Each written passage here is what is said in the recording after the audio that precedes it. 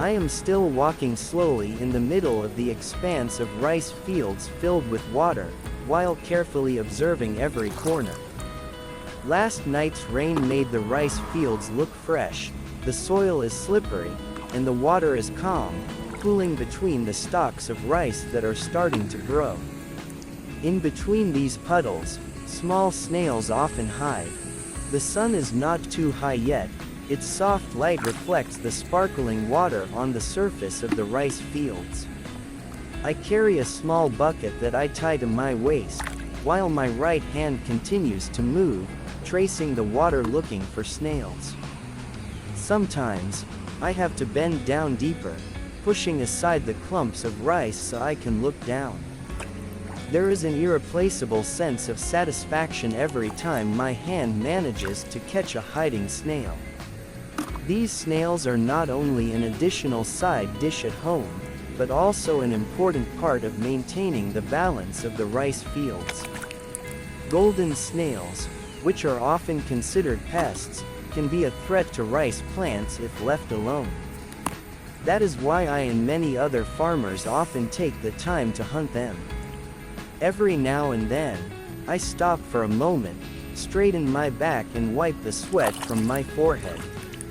The morning air in the rice fields was so fresh, accompanied by the sound of the wind rustling the rice leaves. In the distance, the sound of birds chirping could be heard, adding to the peaceful atmosphere. However, I knew this task was not finished yet. My bucket was still not full, and the snails were still hiding in the puddles.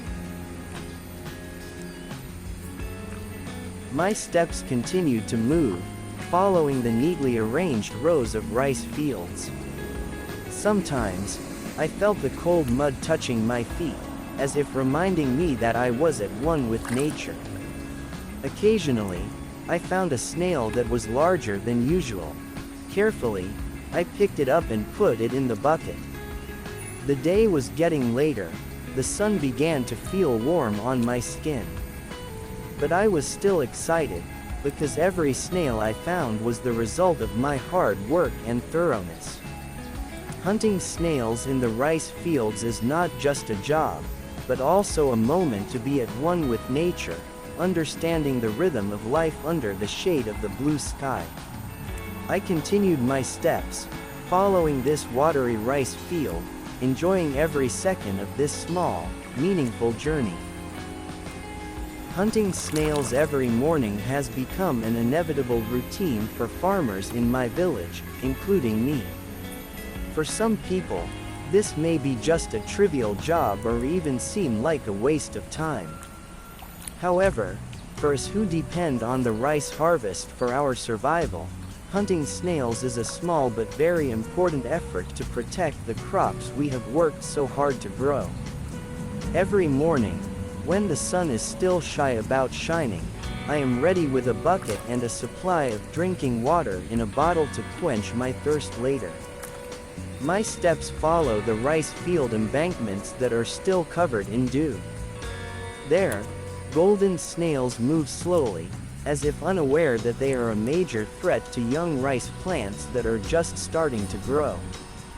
These golden snails may look small and helpless, but in large numbers, they can devour young rice leaves until they are gone. If left alone, this pest will damage the entire field, reduce the harvest, and destroy our hopes for a better future. However, hunting snails cannot be done carelessly or only once in a while. I once tried to only hunt them once every few days, hoping to save time and energy. But it turned out that the snails reproduced very quickly. In a matter of days, their numbers multiplied, and the damage to the rice plants became more severe.